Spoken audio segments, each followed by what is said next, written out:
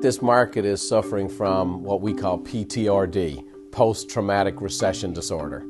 We're in a marketplace of total confusion, thousands of shiny pennies everywhere. The typical agent has been very much in a reactive mode because so much of what they had to do was it was feast or famine. I think a challenging market created that. Everybody was very concerned. They were trying to earn a living, but they weren't building a business.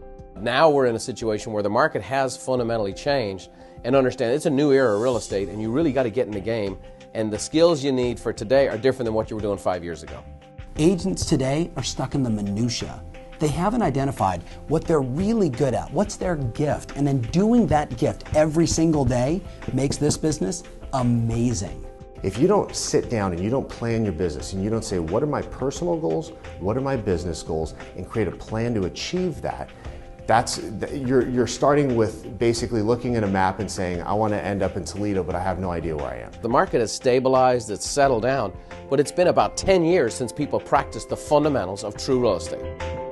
I believe the consumer's more confused today with more information than they've ever been. Let's take a millennial as a perfect example of this.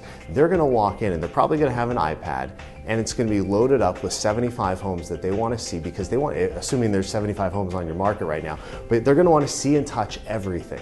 You know, years ago, as a realtor, I held all the information about the school districts, the prices, the availability. If you wanted to find out and look at houses, you had to call me. They don't feel like they know as much as you, they feel like they know more than the agent.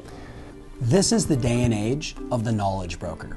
Whoever has the ability to sit down, ask a lot of very intelligent questions to discover where that person's at, what are their needs, what are their emotional hot buttons. The reality is we have to no longer be the gatekeepers of the information or the protectors of the information. We're now the interpreters of the information. The value the agent's going to bring to the marketplace today for the consumer is the difference between what the consumer thinks they know and what the agent communicates to them they really don't know. Don't let the consumer drive you. Don't let technology drive you. You got to have the fundamentals drive you. Look, I think there's some great applications, some great tools out there, but we can get so focused on the tool, we forget that what we're really building at the end of the day is a business. You need to have a solid digital presence. You know, in the world we live in today, if you get an old world word-of-mouth referral, when the person who's referred to you, they're going to Google you. There's something new coming out every day. There's a new social media site, there's a new website, there's a new magic solution that's going to solve all of your problems and give you buyers and sellers. If that existed, I would be selling it. I want to use all the technology, I want to use all of the modern advancements, but what I need to do is get back to the fundamentals. How do I generate a lead? How do I find a customer? How do I take care of a customer? How do I turn them into an advocate? I've got to get out of that reactive state, that reactive mode of just trying to earn a living. If you don't know why you're doing it, if you don't know how it's benefiting you, if it doesn't fit into an overarching strategy or plan, cut it out. It's crap. There has never been a greater group of men and women that are more open to share what's working. You're all rubbing shoulders with one another right there in that conference. I'd be exchanging business cards, texting each other, following up with one another, brainstorming with one another all year long until I meet at convention again next year. Like Dave Liniger says, the average of the 5 people closest to you, this gives you more people that you can engage with, that you can be around, that are at that same level, that are pushing, that are striving. So the heartbeat of this organization is great agents doing even more, being ahead of the curve, the best in their marketplaces.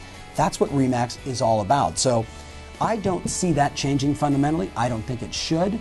I think the question now is, how do we do even more? The question you need to ask yourself is, what do you need to learn to get where you want to go? If you have a stable conditions and you kind of know what to expect for the next 5 years, now it's all on me. I got to go improve myself, raise my game, work my butt off, and I'm going to win. This is a great time to be in real estate.